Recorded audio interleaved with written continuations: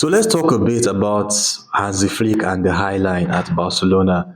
I've been seeing lots of comments from Barca fans asking Hansi Flick to drop the High Line, let him not play that high up the pitch anymore.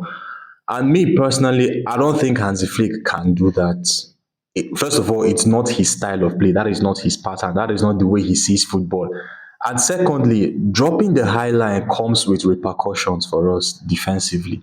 And I will explain. Hansi Flick as a manager, right? Him, Luis Enrique, they have this same thing in common. When the opponents have the ball in build-up play, these guys want to press the opponents in a man-to-man style. All their defenders, their midfielders, and their strikers, everybody has somebody marking them. The goal is to give each and every one of the opposition players as little time as possible on the ball. Give them as little time as possible to think and make plays. Now, you want to mark your opponents in a man-to-man system. You send your attacking line forwards to press.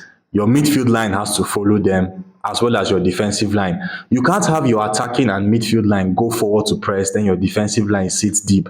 There will be too much space in front of them, and trust me, elite teams will pick you apart. Now you're wondering, why can't Hansi Flick just ditch that man-to-man marking, drop his defensive line deep, drop his midfield line, drop his attacking line, and defend it like a zonal system? The thing about zone defending is, if Hansi Flick does that, the result is what you saw between Chelsea and Liverpool. If you guys remember, during that game, how many times did you see either Garnacho, João Pedro, Caicedo, Enzo Fernandez, or even Cucurella? How many times do you see these guys with the ball running at Liverpool's defense? Liverpool did not put any pressure on Chelsea's defenders. Chelsea, during the build-up phase, were so comfortable. And against good teams, you give them that kind of time and space, they will pick you apart. That was what Chelsea did to Liverpool. Liverpool did not go forward to press. They were defending in a zonal marking, and Chelsea just picked them apart. So it's basically choose your poison. How do you want to defend? Do you want to run the risk of your opponents running at your defense, or the possibility that they might run behind your defense?